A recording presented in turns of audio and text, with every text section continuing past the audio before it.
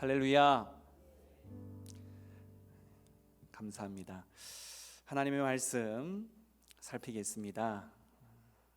구약성경 여호수아 24장 1절로 15절까지 말씀입니다.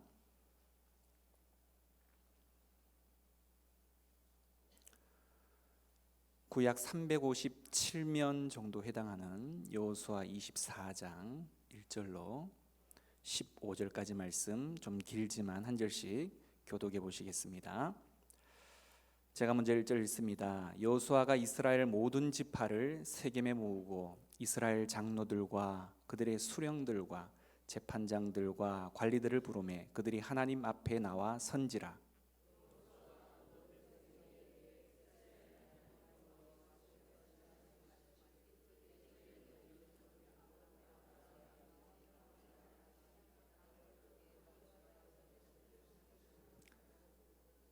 내가 너희의 조상 아브라함을 강 저쪽에서 이끌어내어 가나안 온 땅에 두루 행하게 하고 그의 씨를 번성하게 하려고 그에게 이삭을 주었으며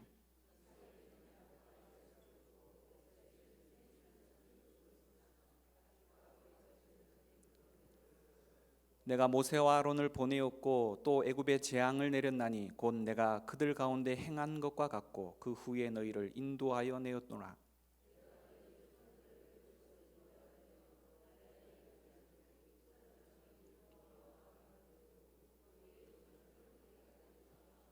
너희의 조상들이 나 여호와께 부르짖기로 내가 너희와 애굽 사람들 사이에 흑암을 두고 바다를 이끌어 그들을 덮었나니 내가 애굽에서 행한 일을 너희의 눈이 보았으며 또 너희가 많은 날을 광야에서 거주하였느니라.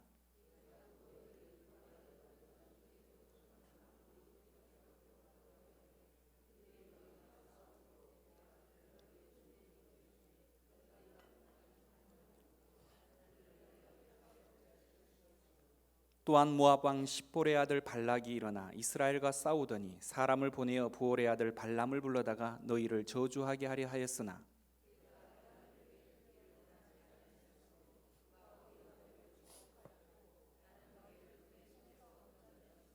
너희가 요단을 건너 여리고에 이른즉 여리고 주민들 곧 아모리 족속과 브리스 족속과 가나안 족속과 헷 족속과 기르가스 족속과 히위 족속과 여부수 족속이 너희와 싸우기로 내가 그들을 너희의 손에 넘겨 주었으며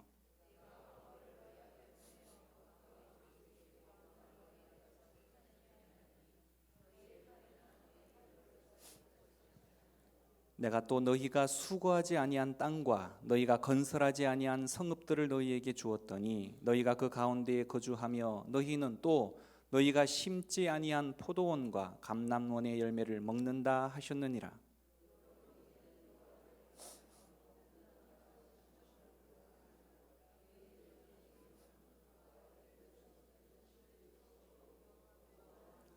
15절 함께 합니다. 만일 여호와를 섬기는 것이 너희에게 좋지 않게 보이거든 너희 조상들이 강 저쪽에서 섬기던 신들이든지 또는 너희가 거주하는 땅에 있는 아모리 족속의 신들이든지 너희가 섬길 자를 오늘 택하라.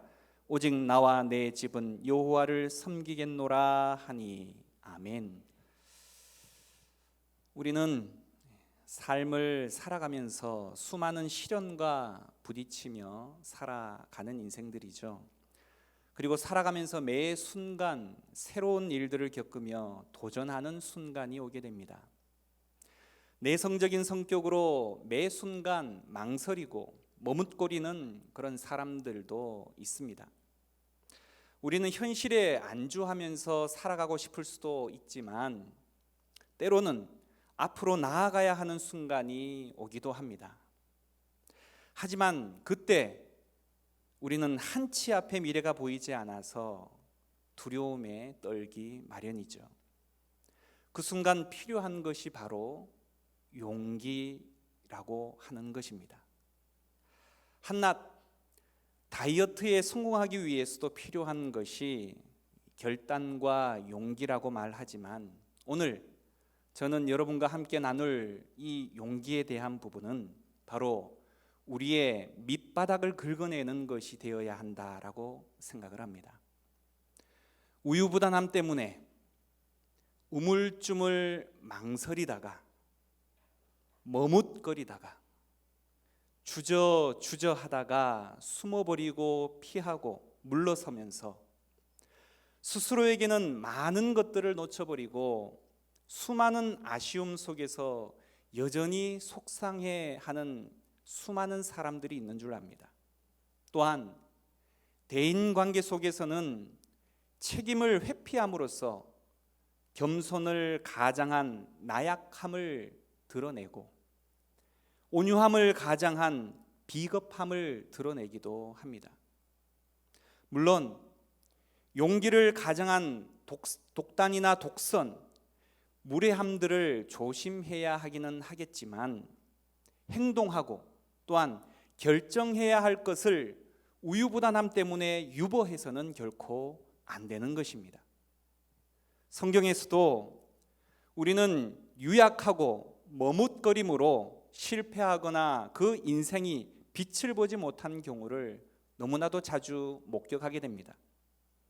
부자 청년이 그 가진 것으로 인해서 구원으로 나아오지 못한 일이 그랬고, 롯의 처가 그동안 누렸던 영광과 부를 아쉬워하며 말씀대로 순종하지 못해서 소금 기둥이 된 것이 그렇고, 생명의 위협 앞에 자신의 스승으로 모셨던 예수를 3번씩이나 부인했던 베드로, 동일하게 생명의 위협 앞에 아내를 누이 동생으로 속여 위기를 모면하려 했던 겁쟁이 아브라함, 하나님의 책망 앞에 불순종의 책임을 아내와 뱀에게 바로 전가하려 했던 아담, 얼마나 초라한 모습이고 안타까운 일입니까? 이들의 모습 속에 혹 우리의 모습은 있지 않습니까? 아빠로서의 용기, 남편과 아내로서의 용기, 아들과 딸로서의 용기, 목사와 성도로서의 용기들을 우리들은 얼마나 손쉽게 지나쳐버렸고 쉽고 가벼운 방법과 결정들로만 선택해 왔습니까? 사실 이와 같은 질문 앞에 저 또한 떳떳하지 못한 사람이라 부끄럽기는 매 한 가지라 오늘의 말씀은 어찌 보면 그 누구보다도 저를 향한 설교라 해도 과언이 아닐 것입니다. 사람들은 이럼에도 불구하고 용기 있는 사람을 좋아라 합니다. 그래서 어떤 사람들은 자기가 용기 있는 사람인 것을 증명해 보이기 위해서 가끔 엉뚱한 행동도 서슴지 않는 것이죠. 제가 아는 사람 중에 자신의 용기를 보여주기 위해서 유리병을 손으로 깨트리려다가 그만 다치기도 하고, 또 어떤 이는 배짱이 큰 것을 보여주기 위해서 가게에서 물건을 훔치다가 걸려서 유치장 신세를 면치 못하는 상황을 맞기도 하였습니다. 사실 저도 시골 국민학교를 다닐 때에 친구들, 특히 여학생들에게 좀 잘 보이려고 학교 운동장 평행봉에서 공중근해를 하다가 그만 두 손목이 댕강 부러져서 고생을 했던 기억이 있습니다. 사실 이 모든 것이 어리석은 행동들이죠. 베드로도 그런 사람 중에 한 사람이었습니다. 그는 언제나 나서기 좋아했고 배짱을 튀기며 큰 소리치기를 좋아했던 사람입니다. 예수님께서 겟세마네 동산으로 기도하러 가실 때에 제자들이 다 주님을 버릴 것이라고 말씀하셨을 그때도 바로 다른 제자들을 베드로가 바라보면서 다 주를 버릴지라도 나는 언제든지 주를 버리지 않고 따르겠습니다 라고 호언장담을 했던 그가 바로 베드로였습니다. 하지만 여러분 다 아시는 바처럼 정작 예수님께서 체포당하실 그때에 그의 용기는 시들어버린 꽃처럼 맥을 추지 못하였습니다. 신앙과 믿음은 이념이나 관념이 아니라 바로 행동이자 삶 그 자체입니다. 신앙인에게 있어서 두려움에 맞서는 유일한 길은 하나님에 대한 두려움을 갖는 것입니다. 이 두려움과 경외감은 그 어떤 사람에 대한 두려움을 뛰어넘을 수 있는 용기를 가져다 주기 때문인 것이죠. 이 용기를 통해서 현재의 시련 그 너머를 보면서 확신을 가지고 미래를 바라볼 수 있게 하는 것입니다. 겁쟁이 베드로가 그랬습니다. 그는 분명 달라졌습니다. 그는 나가서 예수님을 못 박았던 사람들을 향하여서 너희가 십자가에 못 박은 이 예수를 하나님이 주와 그리스도가 되게 하셨다라고 담대히 증거하기 시작했다라는 것입니다. 하나님 한 분 외에는 아무것도 그 누구도 두려워하지 않는 참으로 용기 있는 사람이 되었다라는 것이죠. 그가 참 용기의 사람이 된 것은 다시 사신 주님을 만나 배웠고 오순절에 성령의 충만함을 그가 받았기 때문입니다. 그의 설교를 들은 사람들은 마음이 찔려서 회개하고 3,000명이나 주님 앞에 돌아오는 놀라운 사건이 벌어졌다는 것이죠. 이것을 본 종교 지도자들이 시기가 나서 베드로와 사도들을 불러서 다시는 예수의 이름을 아무에게도 말하지 말라라고 가르치고 위협을 하자 베드로와 요한은 하나님 앞에서 너희의 말을 듣는 것이 하나님의 말씀을 듣는 것보다 옳은가 판단해 보라. 우리는 보고 들은 것을 말하지 아니할 수 없다라고 담대하게 그들 앞에서 이야기를 했습니다. 이것이야말로 진짜 용기요, 진짜 배짱 아닙니까? 진정한 용기는 자기 안에서 나오지 않습니다. 이 용기는 위로부터 내려오는 믿음의 용기이자 세상 모든 사람이 가장 무서워하는 죽음까지 깨트리신 부활의 주님이 주시는 용기라는 것입니다. 이 용기는 결코 사람의 눈치를 살피지 않습니다. 하나님이 예 하시면 예 나도 하게 되고 하나님이 아니요 하시면 나도 아니요 할 수 있는 용기입니다. 진실하게 하나님을 섬겼던 모든 사람들은 다 이 참된 용기를 가진 사람들이었습니다. 히브리서 11장에 등장하는 믿음의 조상들의 모습들이 그랬습니다. 2m가 넘는 거대한 체구의 장수 앞에 그 어느 누구도 감히 두려움에 휩싸여 얼씬도 못하던 상황에 갓 중학생 수준의 어린 다윗이 여호와의 이름이 욕을 먹는 것을 참지 못해 당당히 전장으로 나설 수 있었던 용기를 여러분 아시지 않습니까?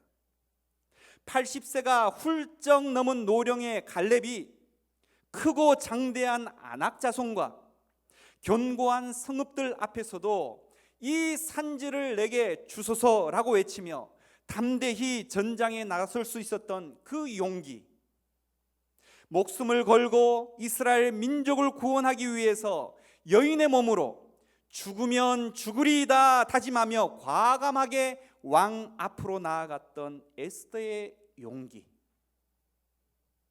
빼곡히 나열되어져 있는 구름같이 허다한 증인들의 보석 같은 믿음들, 현재 우리들에게는 사실상 너무나 아름다워 보이지만 당시 현실에서는 참혹하리만큼 가혹했고 매정했다라는 것을 우리는 기억해야 합니다. 여러분이 가지고 계신 성경, 신약 성경 366쪽을 펼쳐보시길 원합니다. 히브리서 11장 35절로 40절까지의 내용이 담겨져 있는 본문입니다. 히브리서 11장 35절로 40절, 신약 366면입니다.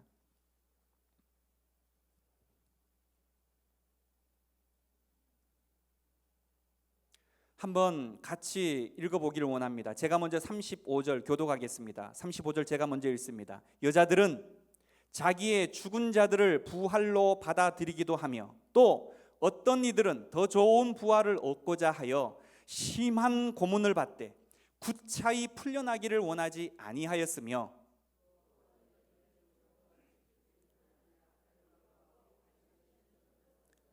돌로 치는 것과 톱으로 켜는 것과 시험과 칼로 죽임을 당하고 양과 염소의 가죽을 입고 유리하여 궁핍과 환난과 학대를 받았으니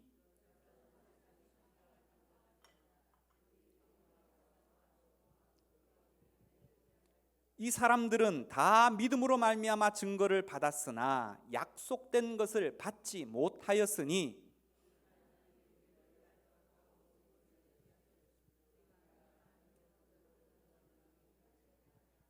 아멘. 어떻습니까? 가히 눈물 없이 볼 수 없는 드라마 한 장면 아닙니까? 그러나 그 누구보다 용기 있었던 분은 우리가 너무나 잘 알고 있는 우리 예수님이십니다. 단 한순간도 비겁하게 사신 적이 없으셨습니다. 그분은 세상을 부패시키는 영향력에 맞서서 굳건한 태도를 보이셨습니다. 반대자들의 압력에도 굴하지 않고 계속해서 천국 복음을 증거하셨고 그릇된 제도와 방식에 대해서 엄중히 경고하고 지적하셨을 뿐만이 아니라 갖은 고난을 겪으면서도 용기를 드러내셨습니다. 유다가 자신을 배신하면 고통스러운 사건들이 연쇄적으로 일어날 것을 아셨음에도 예수님께서는 유월절 식사 중에 다른 제자들과 마찬가지로 유다의 발을 손수 씻기시면서 도리어 그가 마음속에 품은 계획을 시행하라라고 말까지 던져주기도 하셨습니다. 또한 겟셋마네 동산에서 자신을 잡으러 온 군인들에게 자신이 예수임을 자처했고 자신의 피조물들에게 온갖 고초와 능욕을 다 당하시면서도 아버지의 뜻을 순종코자 끝까지 고난과 급기야 사망의 길을 자진하여 걸어가신 주님이셨습니다. 사실 우리는 주님의 그 발자취를 살피며 그의 제자로서 온전히 따르기만 하면 믿음과 용기를 얻게 되는 것은 당연한 일입니다. 이웃이나 동료에게조차 신앙인이라는 신분이 부끄러워 철저하게 숨기며 살아왔던 지금까지의 비겁함, 결단하여 순종치 못했던 망설임과 머뭇거림과 주저함과 책임 회피에 나약함에서 과감하게 일어나서 여호와의 거룩한 이름을 소유한 것에 대한 자부심과 긍지, 용기를 통한 참되고 살아있는 그리스도인으로서 우리는 나아가야 합니다. 아멘이십니까? 그러려면 우리가 드리는 지금의 예배가 살아있는 예배의 그 감격을 회복해야 합니다. 자리만 데피고 무료하게 돌아가는 형식적이고 관습적인 예배에서 과감하게 돌아서야 한다는 것입니다. 여호수아는 임종 직전 이스라엘 백성으로 하여금 처음 언약을 갱신한 세겜으로 모든 이스라엘 지파를 모이게 한 이후에 우리가 읽었던 본문의 내용처럼 창세기로부터 여호수아까지의 과거사를 짧게 회상하며 여호와만을 섬기겠다라고 자신의 결의를 표명하면서 마지막 설교를 통해서 백성들로 하여금 하나님 앞에 세겜 언약을 체결하도록 인도하고 있습니다. 세겜은 오래전에 그들이 언약을 맺었던 그리심산과 에발산의 중간에 위치한 곳입니다. 조상 때로부터 언약의 장소였던 이곳에 여호수아는 다시 새로운 다짐과 결단을 촉구하기 위해서 이스라엘을 불러 모은 것이죠. 아브라함으로부터 시작해서 출애굽과 가나안 정복 전쟁에 이르기까지 그는 바로 은혜의 역사를 회고하고 있습니다. 그것은 하나님께서 신실하게 약속을 지키신 역사이자 이스라엘을 참고 기다리면서 끊임없이 은혜로 보살펴 주신 역사입니다. 하나도 그들 힘으로 된 것이 없고 받을 자격이 있는 것도 아니었습니다. 그래서 여호수아는 그 땅은 오직 하나님의 선물로 주어진 것임을 분명히 하고 있습니다. 과거에 하나님께서 베풀어 주셨던 은총을 회상하게 될 때 얻게 되는 효과는 앞으로 하나님께서 어떻게 하실까라는 바로 기대를 우리들 가운데에 가져오게 만드는 것입니다. 과거에 베풀어 주신 하나님의 은총과 인도하심을 생각하면 오늘 이 순간 혹은 불확실한 미래 앞에서도 확신이 서는 것입니다. 출애굽의 역사를 보면 우리는 비록 부족하고 무능하지만 하나님을 전적으로 의지하는 그 믿음으로 그 말씀 앞에 순종하면 모세와 아론을 감당하지 못한 애굽의 바로 왕처럼 세상이 우리를 감당하지 못하는 것입니다. 하나님만 의지하고 말씀대로 순종하면 하나님의 능력이 나타날 테니 아무 염려하지 말고 오직 말씀대로 순종하도록 교훈하기 위해서 오늘 여호수아는 바로 이스라엘이 걸어온 자취를 그들의 백성들에게 들려주고 있는 것입니다. 우리도 마찬가지죠. 하나님께서 지금까지 베풀어 주신 은혜가 얼마나 많이 있습니까? 하나님의 말씀에 대적할 때도 물론 있었지만, 부족할 때도 있었지만, 넘어질 때도 있었지만, 그럼에도 불구하고 지금까지 인도해 주신 하나님의 은혜가 얼마나 신묘막측한가입니다. 그래서 우리가 받은 그 은혜를 우리 자손들에게 간증하며 교훈하는 것뿐만이 아니라 세상 사람들에게 간증하는 것은 하나님께서 우리에게 맡겨주신 사명이 되는 것입니다. 그들이 보기엔 우리가 아무것도 아닌 것처럼 보이지만 전능하신 하나님께서 우리와 함께 하실 땐 저들이 우리를 감당치 못하는 것입니다. 하나님의 능력을 깨달은 모세 한 사람의 기도를 하나님은 이스라엘 민족의 기도로 인정하셨습니다. 지금도 모든 사람들이 다 원망하고 대적하지만 한두 사람이 하나님의 능력을 믿고 기도하면 하나님께서 그 기도를 들으시는 것입니다. 원망하는 민족보다 기도하는 한 사람이 더 능력이 있는 것입니다. 하나님께서 한 사람의 기도를 들으시고 한 민족을 건져 주실 수 있기 때문이다라는 것입니다. 부족한 나를 통해서 큰 일을 행하실 그 하나님을 여러분은 믿으십니까?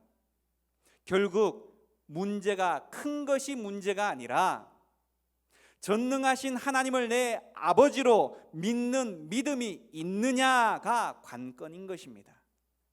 따라서 성도는 언제나 앞에 놓여 있는 문제만 바라보지 말고 문제 배후에 계시는 전능하신 하나님을 바라보므로 큰 은혜를 체험하는 기회로 삼아야 하는 것입니다. 그런 측면에서 이스라엘 백성들은 항상 불완전하였습니다. 가다가 원망하고, 가다가 불평하고, 가다가 분쟁하고, 그러나 하나님은 완전하신 보호를 그들에게 베풀어 주셨다라는 것을 기억하시길 바랍니다. 우리도 마찬가지죠. 신앙생활을 바르게 한다라고 우리는 생각할지 모르겠지만 하나님 앞에는 그 부족함이 끝이 없고 연약함의 그 자체임을 우리 스스로가 시인하는 바가 아닙니까? 그런 우리를 여기까지 오게 하셨으니 어떤 환경에 놓이든지 불평이나 하나님을 원망하기보다 끝까지 인내하며 순종하기를 기도해야 하며 그럴 때 그 모든 역경이 은혜 받는 기회로 바뀌는 것이고 그분의 능력을 체험하는 기회가 되어진다라는 것을 우리는 확신해야 합니다. 따라서 우리의 인생의 여정에 일어나는 역경 또는 순경, 이 모든 것이 믿음의 재산이 되어져서 하나님을 높이고 다른 사람을 하나님 앞으로 인도하는 기회로 삼아야 한다라는 것입니다. 하지만 반대로 하나님 앞에 순종하지 않는 부분들은 반드시 실패하게 되어져 있다라는 사실 또한 우리는 기억해야 합니다. 물질 문제에 순종하지 않는다면 물질 문제에 실패하게 되어져 있습니다. 가정 문제에 순종하지 않는다면 가정 문제가 실패하게 되어져 있습니다. 교회 섬기는 일에 순전히 순종하지 않는다면 그 문제로 인하여서 실패하게 되어져 있다는 사실을 기억해야 합니다. 하나님께서는 이처럼 먼저 은혜를 베푸셔서 우리를 감동시키신 다음에 우리의 자연적인 반응으로 그분을 사랑하기를 원하십니다. 오늘 본문 14절에서의 18절까지의 말씀이 그 내용입니다. 하나님께서 주의 백성들의 과거와 미래를 책임져 주신다면 이들이 해야 하는 유일한 일은 바로 하나님의 율법에 따라 걸어가는 것이며 말씀에 순종하는 것에 있어서 좌로나 우로 치우치지 않는 것이며 그분에 대한 흔들리지 않는 신뢰와 충성뿐이다라는 것입니다. 여호수아가 백성들 앞에서 하나님께서 지난날 주셨던 은혜를 회고하고는 백성들로 하여금 신앙의 결단을 촉구합니다. 마치 엘리야가 이스라엘 백성들을 갈멜산에 모아다 바알이 너희 하나님이냐 아니면 여호와가 너희 하나님이냐 머뭇거리지 말고 바알을 택하든지 여호와 하나님을 택하든지 하라 라고 촉구한 것처럼 여호수아가 백성들을 향하여서 그 신앙의 결단을 촉구하였던 것입니다. 지금 우리도 마찬가지죠. 하나님만을 섬기며 하나님께서 기뻐하시는 삶만을 살 것인지 아니면 세속주의로 흘러가서 마귀가 좋아하는 길로 갈 것인지 신앙의 결단이 필요한 때라는 것입니다. 신앙생활을 하되 마음을 다하고 성품을 다하고 힘을 다하여 하나님을 사랑하라라고 하신 말씀 그대로 하나님을 기쁘시게 해드리는 삶을 우리는 살아가야 합니다. 그런데 여기에서 하나님을 사랑한다라고 말하는 것은 우리가 하나님의 말씀에 기계적으로 아무런 감정도 없이 순종하는 것을 뜻하는 것이 결코 아닙니다. 오히려 하나님께서 우리에게 원하시는 것은 사랑의 바탕을 둔 관계라는 것입니다. 하나님께서는 이스라엘과 함께 하실 것을 약속하셨으며 하나님의 그 약속을 받은 백성들은 그에게 충성하고 그를 사랑해야 하는 것입니다. 그 사랑의 표현의 방식은 세상의 관습과 영향력을 받아들이지 않고 하나님의 가치관과 그 기준에 따라 살아가는 것을 말하는 것입니다. 이런 삶을 추구하는 것이 이스라엘이 가나안 땅에서 자신을 보호할 수 있는 가장 확실한 길이듯 우리에게도 유혹이 많은 이 세상에서 믿음을 지킬 수 있는 확실한 방법이 되는 것입니다.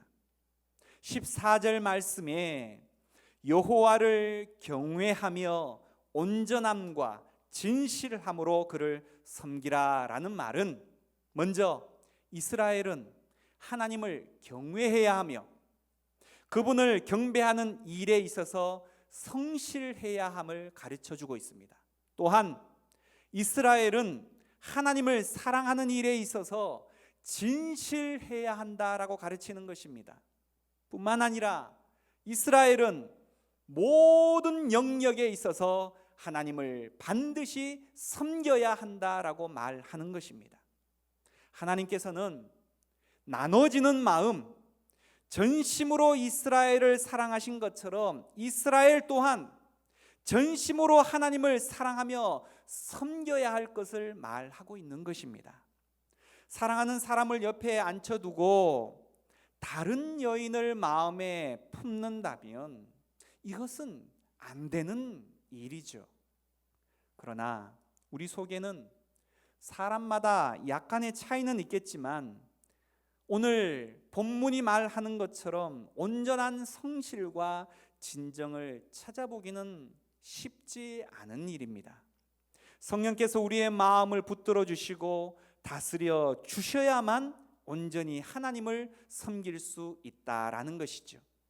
찬송을 부를 때도, 기도할 때도 성령께서 우리의 마음을 붙드셔서 지도해 주셔야만 하나님께 기뻐하시는 찬송과 기도를 올려드릴 수 있는 것이고, 성경을 읽을 때도 성령께서 우리의 마음의 눈을 열어 주셔야만 하나님께서 사랑하여 주신 말씀을 깨달을 수 있는 것이고, 전도할 때도 성령께서 지혜를 주셔야만 할 말을 할 수 있게 되는 것입니다. 오늘 여호수아는 강 저편에서 섬기던 이방 신들이나 아모리인들의 신들을 버리고 여호와를 온전히 섬기도록 백성들에게 요구하면서 백성들의 선택과는 무관하게 나와 나의 집안은 여호와만을 섬길 것이다 라고 단호하게 먼저 선언하고 있습니다. 여호수아의 이런 단호함은 그렇다면 어디서 비롯된 것일까요? 무엇보다 이집트 시절부터 지금까지의 길을 인도하시고 보호해 주신 하나님의 은혜를 그는 수없이 경험했고 그 경험을 통해서 바로 이렇게 단호하게 외칠 수 있었던 것입니다. 그에게는 신앙이 문자가 아니라 체험이었고, 그의 체험적인 신앙은 세상의 그 어느 신도 여호와 같지 않다라는 것을 확신하게 해주었던 것입니다. 이처럼 때로 우리에게 있어서의 체험적 신앙은 하나님을 더 확고하게 믿게 할 뿐만이 아니라 확신과 설득력을 가지고 우리 하나님에 대해 다른 사람에게도 담대하게 말할 수 있는 용기를 가져다 주는 것입니다. 단호한 여호와의 결단에 이어서 백성들도 여호와를 섬기겠다라고 반응을 합니다. 그런데 19절을 보시면 여호와의 은혜를 인정하고 여호와만을 섬기겠다라고 말하는 이스라엘 백성들에게 여호수아는 대뜸 그들이 여호와를 섬길 수 없다라고 말을 하는 것입니다. 여호와를 전심으로 섬기라고 호소해 놓고 어떻게 이렇게 무시하는 말을 할 수 있을까요? 사실은 여호수아가 이스라엘 백성의 능력을 의심해서라기보다는 이들의 각오와 의지를 확고히 다지기 위해서 매우 자극적인 말을 했다라고 볼 수 있습니다. 다시 말해 이스라엘의 결단은 강요된 것이 아니라 자신들이 스스로 그리고 의도적으로 내린 것이라는 점을 부각시키고자 하였던 것입니다. 또한 여호수아는 청중들과 이 말씀을 읽는 모든 세대의 독자들에게도 바로 그 결단의 심각성을 강조하고자 하였습니다. 다시 말해 이런 결단은 함부로 하는 것이 아니라는 것입니다. 엄청난 결과를 초래할 수 있기 때문이다라는 것이죠. 하나님은 거룩하시고 질투하시는 분이시기에 여호와를 섬기겠다라고 다짐하고 결단하는 것, 하나님을 따르겠다라고 작정하는 것은 사실 매우 위험한 행위로 그에 따른 책임이 따른다라는 것이기에 결코 쉽거나 가벼운 일이 될 수 없다라는 것입니다. 이스라엘의 거룩한 삶이 전제되어야 한다라는 뜻이다라는 것이죠. 따라서 적당하게 대충 하나님을 믿고 예배하는 것은 있을 수도 없는 일이고 나눠지는 마음이 아닌 전심으로 하나님을 섬겨야 한다라는 의미입니다.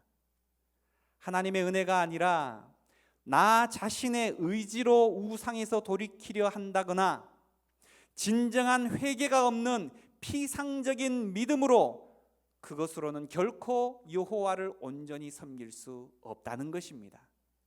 이스라엘과 하나님의 관계는 일방적이고 맹목적인 축복을 보장하는 것이 아니라 경우에 따라서는 하나님의 매서운 심판과 진노를 유발할 수 있다라는 사실을 항상 명심해야 한다는 것입니다.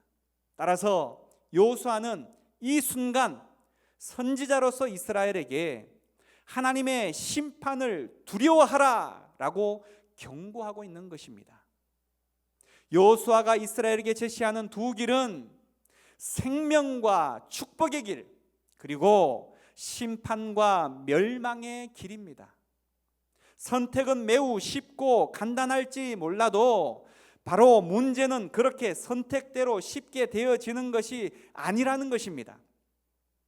우리는 생명의 길이 무엇인가를 알면서도 죽음의 길을 택하는 사람들이 얼마나 많다라는 것을 너무나 잘 아는 바가 아닙니까? 신앙생활이 얼마나 어려운가 하면 어느 쪽이 옳은 길인가를 알면서도 다른 길을 선택할 정도로 바로 어렵다는 것입니다. 여호수아가 이들의 결심을 부정하려는 또 다른 이유는 그들이 아무리 맹세를 하고 다짐해도 하나님께서 그들의 맹세와 삶과 함께 하시지 않는다면 결코 그 맹세를 지켜낼 수 없다는 사실입니다. 지난날 백성들의 행위를 뒤돌아보면 하나님께서 은혜 주셨을 땐 그 당시에는 감사하고 찬양을 하다가 조금만 어려워도 모세를 원망하면서 대적하는 것을 그가 보았기 때문입니다. 예수님을 사랑하는 불타는 그 열정, 그 결심만으로는 결코 되어지지 않는다는 것입니다. 기도로 준비하지 않으면 그 열정대로 순종할 수 없다는 것입니다. 인간의 그 결심은 결코 오래가지 못하기 때문인 것이죠. 지금까지 받은 은혜가 아무리 커도 지금 하나님께 붙잡히지 않으면, 지금 하나님을 의지하지 않으면, 지금 기도하지 않으면 결코 그 결심을 이행할 수가 없는 것입니다. 그래서 백성들이 여호수아를 향하여 하나님만을 섬기겠습니다 라고 다짐했지만 여호수아가 백성들을 향하여서 너희가 여호와를 능히 섬기지 못할 것은 이라고 말했던 것입니다. 구약의 성도들이 거룩하신 하나님 앞에 그 거룩을 유지하기 위해서 날마다 제사를 드린 것처럼 신약의 우리 성도들도 거룩하신 하나님과 올바른 교통을 이루기 위해서는 하나님과 날마다 교통하는 삶의 예배가 이루어져야 하는 것입니다. 다시 말해 생활 속에서 하나님 말씀대로 순종하며 살아가는 삶이 있어야 한다라는 것이죠. 예배 가운데 하나님께서 베풀어 주신 그 은혜를 그 마음에 새길 때에 우리가 하나님을 바르게 섬길 수 있는 것입니다. 하나님께서 베풀어 주신 은혜를 깨달아야만 자원하는 마음으로, 감사한 마음으로 주의 말씀 앞에 온전히 순종할 수 있게 된다는 것입니다. 하나님은 질투하는 하나님이십니다. 다시 말해서 하나님께서 우리를 사랑하시되 그냥 대충 되는 대로 사랑하시는 것이 아니라 뜨겁게 사랑하시는 것입니다. 하나님께서 우리를 뜨겁게 사랑하시기 때문에 우리 또한 하나님만을 뜨겁게 사랑하기를 원합니다. 우리를 너무 사랑하시기 때문에 우리가 두 마음 품는 것을 결코 용납하시지 않는다라는 것을 강조하는 말씀이라는 것입니다. 하나님을 섬길 것을 결심하는 일은 이처럼 매우 심각한 행위입니다.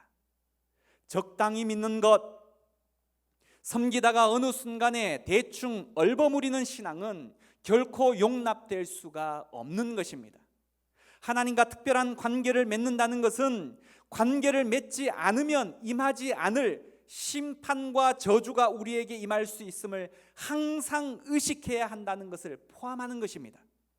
물론 하나님께서 우리의 크고 작은 배신들에 대해서 긍휼히 용서하심으로 일일이 심판하는 것은 아닐지라도 하나님은 시기하시는 분이시기에 그를 섬기겠다라고 작정한 자들의 모든 것, 다시 말해 전심을 요구하신다라는 것은 분명한 사실입니다. 여호수아는 이스라엘 백성과 하나님과의 언약의 증표로 성소 곁 상수리 나무 아래에 큰 돌을 가져다 세우고 후손들이 하나님을 부인하지 못하도록 그렇게 하였던 것처럼 이제 우리는 하나님과의 그 맹세, 그 언약을 우리의 신비에 새겨서 그 말씀을 온전히 순종하는 자들이 되어야 할 것입니다. 과거를 돌아보는 것은 상당히 의미 있는 작업입니다. 과거로부터 현재까지 우리의 삶에 개입하시고 도우시는 임마누엘의 하나님을 확신하는 일이기 때문입니다. 이스라엘에 지나온 역사가 전부가 하나님의 은혜이듯 우리가 받은 구원도 모두가 다 하나님의 은혜인 것입니다. 자녀를 양육해 보면 끊임없는 희생과 수고, 뼈를 깎는 아픔이 동반되지 않고는 결코 불가능하다라는 것을 철저하게 깨닫게 되는데, 막상 여러분 어떻습니까? 그 자녀들의 입에서 나오는 말들은 사실상 저가 스스로 큰 줄 알고 있고 저절로 또한 우연히 된 줄로 아는 것입니다. 그럴 때마다 부모들의 심정은 너무너무 섭섭하고 때로는 우라가 치밀어 오를 때가 있다라는 것입니다. 하나님이 먼저 우리를 선택하셨고 우리의 힘이 아닌 예수님의 힘과 공로로 죽어 마땅한 그 사망에서 우리는 벗어나게 된 것입니다. 우리의 삶 속에서 베푸신 하나님의 은혜들을 낱낱이 깨닫게 된다면 우리는 그 하나님의 경이로움과 놀라움에 입을 다물 수 없게 될 것입니다. 결국 하나님의 백성은 이 같은 은혜를 누림으로 강 저쪽의 삶을 버리고 강을 건넌 사람들이 된 것입니다. 사도 바울의 표현을 빌리자면 우리의 과거는 그리스도 예수와 함께 십자가에 못 박았고 이전 것은 지나가고 새로운 피조물이 된 것입니다. 더 이상 이미 건넌 강 저쪽 편에 세속적이고 일시적이고 무가치한 삶을 선망하다가 하나님의 법과 세상의 법 사이에서 갈팡질팡하며 우유부단하며 갈등하는 그 어리석은 자가 되지 않기를 소망합니다. 우리는 연약하지만 하나님을 의지하면서 그분만을 경외하며 살아가게 되어질 때 긍휼의 하나님께서 때마다 시마다 힘과 용기를 주셔서 우리들에게 믿음의 경주를 달려가게 하실 것입니다. 사랑하는 여러분, 여호수아가 백성들에게 요구한 선택은 오늘날에도 필요합니다. 여호와를 섬길 것인지 돈을 섬길 것인지, 여호와를 섬길 것인지 성공을 섬길 것인지, 여호와를 섬길 것인지 자식을 섬길 것인지. 물론 겉으로 드러내놓고 우상을 숭배하는 성도는 없겠지만 가치관과 세계관에 있어서 정말 하나님께 모든 것을 드리겠다라고 말한 사람이 맞는지 우려가 되는 사람들이 얼마나 많은지 모르겠습니다. 하나님과 우상 사이를 왕래하는 자들은 별로 없을지는 몰라도 하나님과 냉랭한 상황이거나 하나님으로부터 자율성 때문에 교회당 안에서만 주님을 외치고 그분의 통치를 받겠다라고 말을 하지만 일상의 영역에서는 세상의 방법대로 살아가는 사람들이 얼마나 많이 있습니까? 여호수아가 말하는 것처럼 하나님은 우리의 모든 것, 모든 영역, 우리의 마음 속까지 모든 것을 원하시는 분이십니다. 심각하게 생각한다면 하나님을 섬기는 일은 생명과 죽음의 기로에서의 선택을 요구하는 내용이 되는 것입니다. 오늘날 신앙인이 가장 많이 범하는 10계명의 계명이 무엇인 줄 아십니까? 바로 제1계명인 나 외에 다른 신을 두지 말라라는 계명입니다. 더 이상 머뭇거리지 말고 주저하지 말고 망설이지 말고 당장의 이익 때문에 믿음을 헌신짝같이 포기하지 말고 책임을 회피하는 나약함과 비겁함에서 일어서시길 원합니다. 이 시간 함께 기도하기를 원합니다. 우리 찬양팀 올라와 주시죠. 주님, 우리에게 사람이나 세상이 아니라 진정으로 하나님을 두려워할 줄 아는 그 신앙을 허락하여 주옵소서. 주님, 믿음의 용기를 좀 주옵소서. 죽으면 죽으리다 라는 고백을 드릴 그 믿음의 용기를 나에게도 하나님 좀 허락하여 주옵소서. 더 이상 비겁함으로 망설이고 주저하고 머뭇거리고 포기해버리는 그런 어리석은 자의 자리에 앉지 말게 하여 주옵소서. 뜻을 정하여 하나님의 말씀 앞에 온전히 순종할 수 있는 믿음을, 용기를 허락하여 주옵소서. 믿음의 연륜만을 자랑할 것이 아니라 단 한 올의 말씀이라도 내가 온전히 순종하면서 그 순종의 맛을 느껴보는 자가 되게 하여 주옵소서. 이 시간 기도하기를 원합니다. 기도하겠습니다. 하나님 아버지, 돈을 섬겼습니까? 성공을 섬겼습니까? 자식을 섬겼습니까? 하나님, 하나님과 냉랭한 상황으로 하나님 나의 자율성 때문에 하나님을 내가 저버리는 일들을 얼마나 하나님 나의 삶 가운데에 행하고 있었습니까? 망설이고 주저하고 머뭇거리고 당장의 이익 때문에 주여 주여 외쳤던 그 외침이, 그 메아리가 너무나 하나님 허공에 떠도는 메아리가 되어지고 말았습니다. 아버지 하나님, 우리 안에 하나님 용기를 허락하여 주옵소서. 믿음의 조상들이 외쳤던 그 믿음의 용기를 허락하여 주옵소서.